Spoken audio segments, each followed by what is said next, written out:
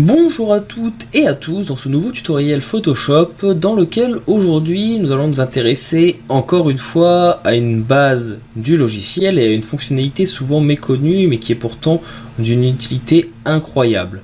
Je vous parle bien sûr ici de la correction sélective qui vous permettra de corriger la colorimétrie de vos photos couleur par couleur et couche par couche. Elle vous permettra très rapidement de venir changer l'ambiance colorimétrique d'une image en choisissant les teintes que vous souhaitez modifier, mais également de venir, par exemple, incruster très facilement des images les unes par rapport aux autres et les fusionner pour un semblant de réalisme plus intéressant que la normale. Ce tutoriel est bien sûr gratuit et pensé pour les plus débutants afin qu'ils puissent vraiment apprendre à utiliser le logiciel et le découvrir. J'espère qu'il vous sera utile et je vous en souhaite maintenant un bon visionnage.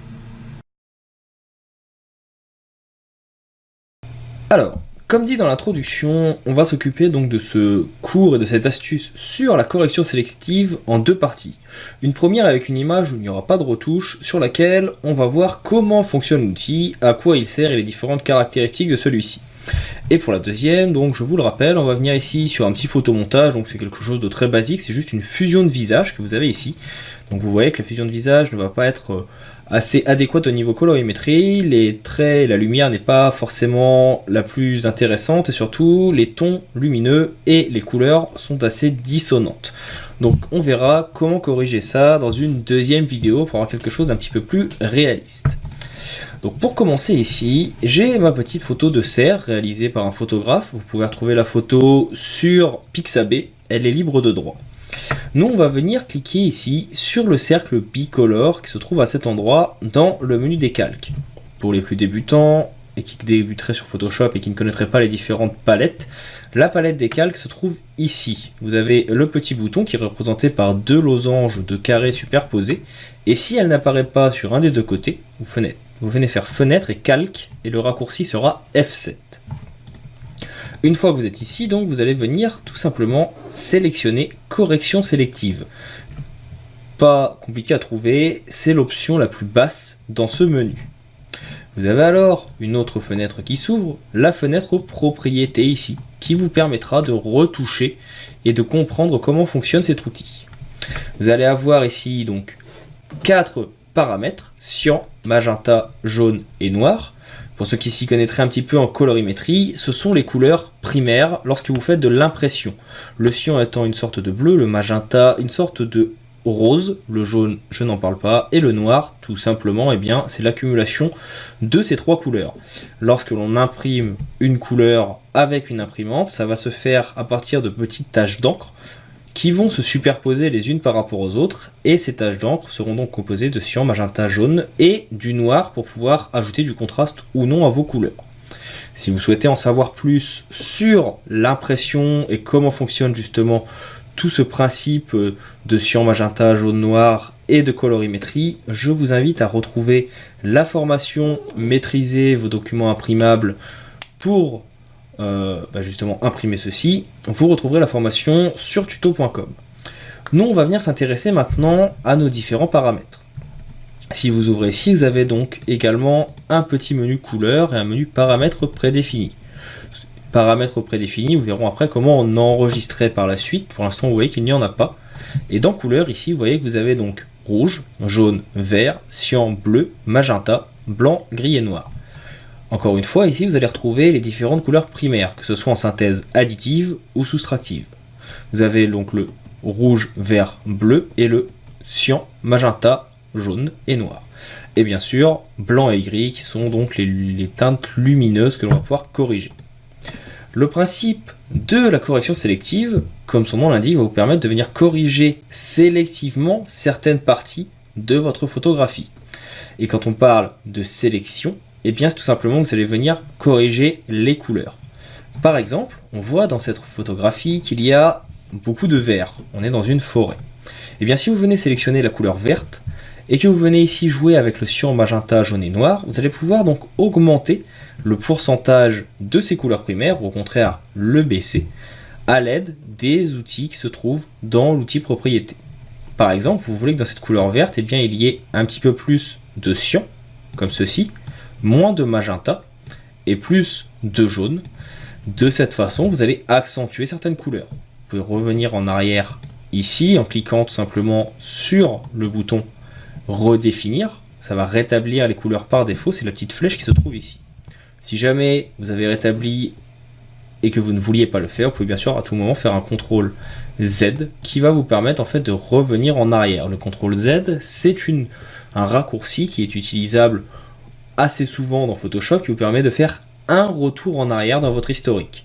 Encore une fois, pour avoir des notions sur l'historique, je vous invite à voir l'astuce gratuite présente sur la chaîne YouTube, mais également sur tuto.com, pour comprendre comment il fonctionne et à quoi il sert. Donc vous voyez ici que dans ma couche verte, j'ai ajouté 74% de cyan, ce qui va accentuer mon vert. J'ai réduit le magenta, c'est-à-dire que j'ai enlevé le rose de ma couleur, ce qui va faire ressortir le vert encore une fois, et j'ai augmenté le taux de jaune, ce qui fait que le vert de base de mon image sera beaucoup plus vert et moins bleu. Vous pouvez également venir jouer sur la couche noire, et cela va augmenter les contrastes ou au contraire désaturer votre image. Et vous voyez, en venant cliquer sur l'œil ici, que les couleurs vertes ont été accentuées, par exemple que pour votre cervidé ici, eh bien rien n'a changé. Ça a donc sélectionné uniquement les couleurs que vous souhaitiez. Si vous souhaitez venir corriger par exemple, eh bien votre cerf ici qui a un petit peu de marron sur lui, vous allez pouvoir venir jouer par exemple sur le rouge, parce que le marron contient un petit peu de rouge. Et si vous venez jouer ici par exemple sur le magenta du rouge, vous voyez je viens baisser le pourcentage de magenta de la couche rouge, vous voyez qu'il y a beaucoup moins de couleurs orange, rose dans son pelage, alors que si au contraire je l'accentue, vous voyez, vous allez faire revenir ici du rouge et du violet dans celle-ci. Vous pouvez bien sûr accentuer avec le jaune, donc vous voyez, je vais venir désaturer le jaune, je vais enlever 100% de jaune, donc dans mes couches rouges de ma composition, de ma photographie, eh bien il n'y aura plus aucune gamme de rouge, de jaune dans la couleur rouge. De cette façon, vous voyez que ça change tout de suite la couleur. Vous pouvez bien sûr toujours venir sur le noir, vous allez enlever le noir, ce qui va désaturer vraiment la couleur, au contraire l'accentuer. Ça va faire ressortir le rouge, ça va augmenter les contrastes de ceux-ci. Donc ça c'est pour tout ce qui va être donc principe. Vous pouvez le faire sur toutes les couleurs, comme je l'ai dit. Vous avez également ici le blanc, gris et noir. Le blanc en général, quand vous allez venir jouer dessus, vous allez venir accentuer tous les pixels blancs de la composition. Vous voyez ici, il y en a vraiment beaucoup sur le pelage, un petit peu dans le fond. Si vous venez jouer sur ceci, vous voyez que ça va changer tout de suite le contraste de votre composition et surexposer ou sous-exposer certaines parties. Le noir, quant à lui, comme son nom l'indique, va venir jouer sur tous les pixels les plus sombres. Donc là, vous voyez tout de suite que si je viens jouer sur les pixels sombres, on va changer les contrastes de la composition. Que ce soit dans le jaune, vous voyez, par exemple, si je vais enlever tout le jaune, on va se retrouver avec quelque chose de très bleu s'il n'y a plus de jaune. Ou je peux enlever tout le cyan, on va se retrouver avec uniquement du magenta, du jaune et du noir, ce qui va faire quelque chose de très rouge. Ou à l'inverse, ici, quelque chose de très vert, parce que vous allez mélanger du cyan, du bleu et du jaune. Donc là, ici, le noir va jouer vraiment sur tous les pixels de la composition. Mais vous avez également la possibilité, si vous le souhaitez, eh bien, de venir jouer sur l'ensemble de l'ambiance colorimétrique, mais sans accentuer une couleur quand nous venons de le faire. Pour cela, vous allez jouer sur les pixels gris, c'est-à-dire en fait vous allez jouer sur les tons intermédiaires des pixels. Et là, vous pouvez venir changer très légèrement, vous voyez, l'ambiance colorimétrique d'une photographie jusqu'à obtenir quelque chose qui vous plairait un petit peu plus. Vous voyez, je vais baisser un petit peu le jaune pour avoir une image un petit peu plus bleutée, augmenter le magenta, ça va me permettre d'avoir une image un petit peu plus violette par exemple, ou au contraire le baisser pour avoir quelque chose de plus vert. Et ça va vous permettre donc de changer l'ambiance colorimétrique très rapidement d'une photographie ou d'une composition. Ça vous permettra, comme vous le verrez également dans la vidéo suivante, de fusionner des couleurs. Vous retrouverez un petit peu plus facilement les couleurs, par exemple, connexes à une image que vous avez, pour permettre de les mélanger beaucoup plus facilement. Là, pour le cas présent, nous sommes en relatif. Vous avez également la possibilité de venir travailler en absolu. Relatif, cela veut tout simplement dire... Relatif donc va venir en fait modifier l'ambiance générale. Si vous êtes absolu, vous allez en fait venir écraser entre guillemets la couleur de base de votre photographie. Vous voyez ici c'est quelque chose qui est un petit peu plus subtil, tandis que relative, lui, eh bien il va venir donc changer directement les couleurs sans prendre le temps de chercher à avoir un petit peu plus de réalisme. Donc voilà pour justement donc ces boutons relatifs et absolus. En général, pour ma part, je vous conseille de rester en relatif, vous n'avez pas forcément besoin de travailler en absolu. Enfin, en dessous, ici, vous allez avoir donc 4 boutons. Ces 4 boutons, nous en avons déjà vu un qui nous permet de rétablir par défaut, vont vous permettre plusieurs choses. Le premier, elle va vous permettre en fait d'appliquer votre image, ou plutôt votre calque, directement au calque qui se trouve en dessous. Là, pour le cas présent, on n'a pas forcément de choses à comprendre, mais si vous regardez bien, voilà, vous êtes sur l'intégralité de votre calque arrière-plan. Imaginons que je vienne faire ici une duplication de celui-ci avec un CTRL J. J'ai donc un calque arrière-plan qui a toute la composition, un calque A qui est ici donc uniquement mon serre, et ma correction sélective. Celle-ci se fait sur l'intégralité des calques qui se trouvent en dessous. Mais si vous venez l'appliquer à l'aide de ce carré avec une flèche, eh bien la correction sélective se fera uniquement sur le calque qui est inscrit juste en dessous, d'où la petite flèche, et vous voyez que la correction de couleur ne se fait que sur le carré qui contient une image sur mon calque A. Vous pouvez bien sûr annuler cela en venant appuyer sur Alt et en cliquant entre les deux calques, ou en venant recliquer de nouveau sur le bouton. Vous avez ensuite la possibilité donc de visionner les retouches de votre calque, donc vous pouvez faire une sorte de avant-après.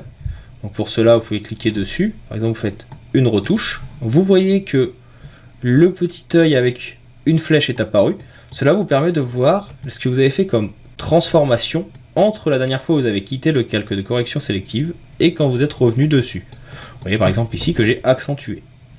De la même façon, vous pouvez avoir cet effet en activant ou désactivant le calque. Vous voyez que ça active ou désactive en fait l'œil qui se trouve ici.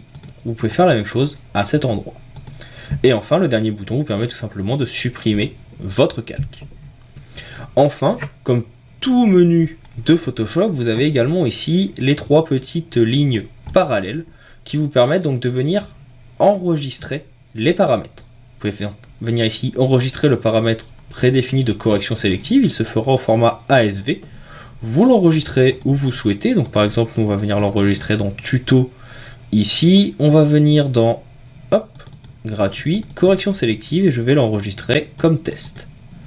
Et maintenant, une fois que le test est fait, je vais revenir dans le dossier, tuto, gratuit, correction sélective, vous avez donc le test ASV qui est ici. Et si je viens ouvrir une autre photo, par exemple une photo de jeune fille, que je viens créer une correction sélective, je vais avoir mon par défaut, mais également mon test. Et si je clique, eh bien les paramétrages que j'aurai enregistrés dans test seront disponibles à cet endroit. Si vous redémarrez Photoshop, ces enregistrements sont susceptibles de disparaître, ou si vous changez d'ordinateur, en tout cas ils ne seront pas présents. Vous pouvez alors à tout moment venir les charger. Ici, vous venez faire cliquer charger sur la forme, vous choisissez votre dossier, tuto, gratuit, correction sélective et votre ASV étant ici, vous n'avez plus qu'à l'ajouter et il apparaîtra dans le paramétrage prédéfini. Donc voilà pour l'astuce basique. Maintenant nous allons voir dans la prochaine vidéo assez rapidement comment vous pouvez retrouver très simplement la colorimétrie d'une image à côté pour pouvoir opérer une fusion un petit peu plus intéressante. A tout de suite dans la prochaine vidéo.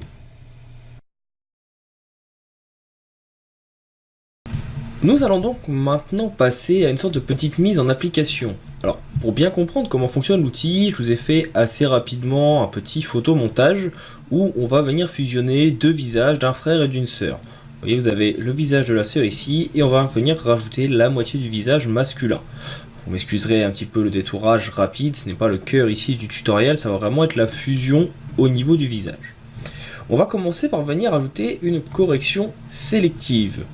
Le problème, si je viens faire ici une correction sélective et que je viens corriger mon image, vous voyez, c'est qu'elle va se faire sur l'intégralité de l'image. Ce n'est pas ce que l'on souhaite. Je viens donc en arrière ici, et ce que l'on souhaite, c'est que la correction ne se fasse que sur la partie masculine du visage, c'est-à-dire la partie qui est ici, le calque 1. Je vais donc venir l'appliquer. Maintenant, il va falloir observer un petit peu ma photo. Si je regarde ma photo, je vois que j'ai surtout ici une teinte un petit peu bleutée, alors que sur le visage de la fillette, eh bien, je n'en ai pas. Donc on va venir retravailler la colorimétrie sur cette partie de l'image. Pour cela, il va falloir donc venir retravailler les teintes cyan et bleu. Je me mets donc sur cyan. Je vais commencer ici par venir un petit peu baisser les teintes magenta de l'image. Vous voyez, histoire de désaturer un petit peu le tout.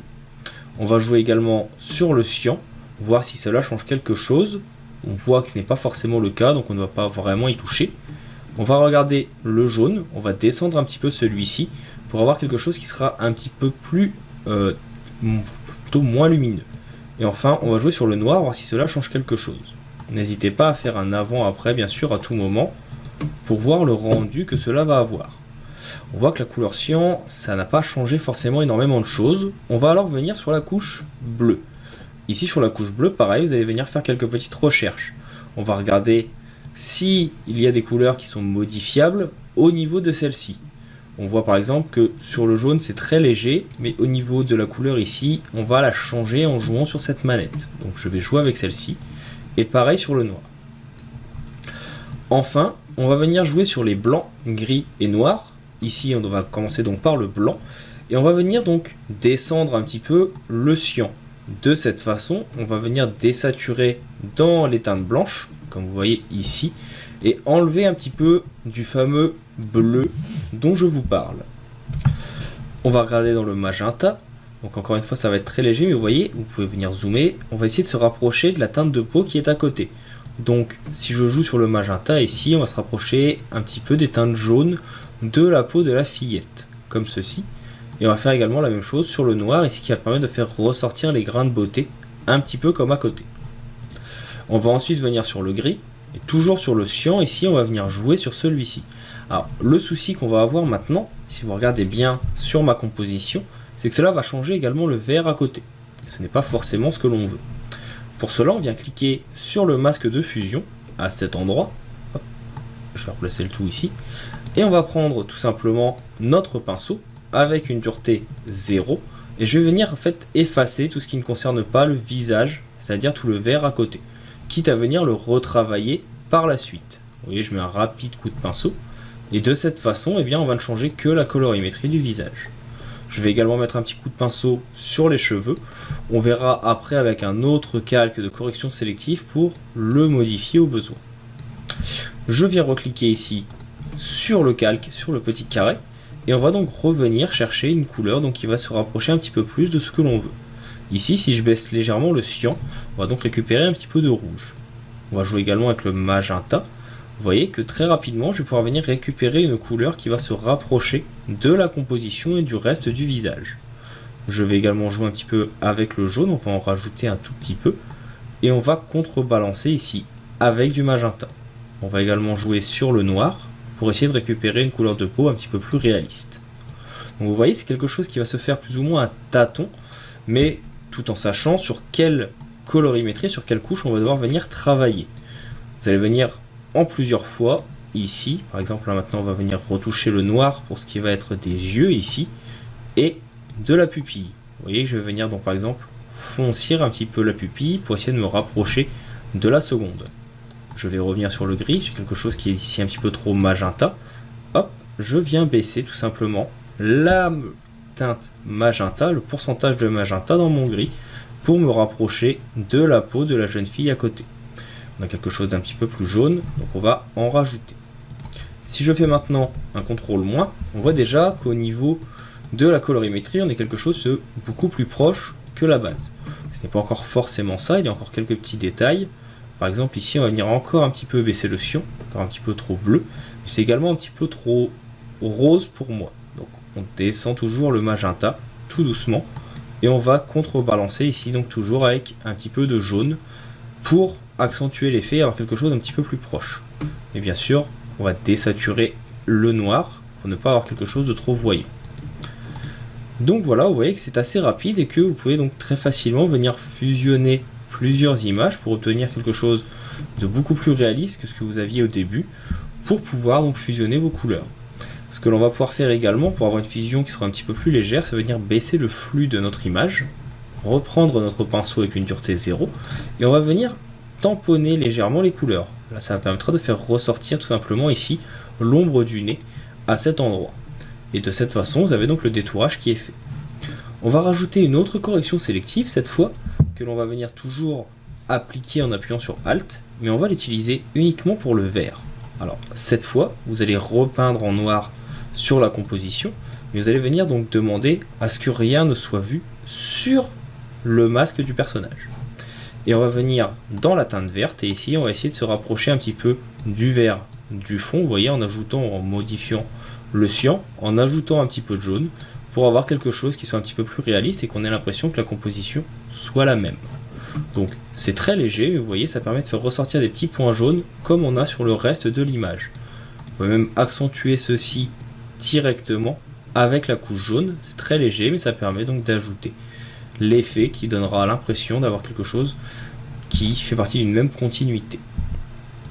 Donc voilà pour cette petite astuce, ce petit cas pratique sur la correction sélective. Si jamais vous avez des questions sur celle-ci, bien sûr, n'hésitez pas à m'en faire part. Je reste disponible pour vous aider au besoin. Vous pouvez également me faire parvenir directement des photomontages que vous auriez commencé mais dont vous n'arriveriez pas à retoucher la colorimétrie. Je me ferai bien sûr un plaisir de vous aider, voire même de faire une vidéo directement sur vos montages, un petit peu comme on fait avec les paint-over en painting. Ici je reviendrai faire la correction et je la filmerai pour présenter aux autres et à vous-même comment cela fonctionne. Cela peut toujours être utile en cas de besoin. Il ne me reste maintenant plus qu'à vous dire à bientôt pour d'autres tutoriels Photoshop et à vous souhaiter un bon visionnage des autres cours de la plateforme tuto.com ou de la chaîne YouTube.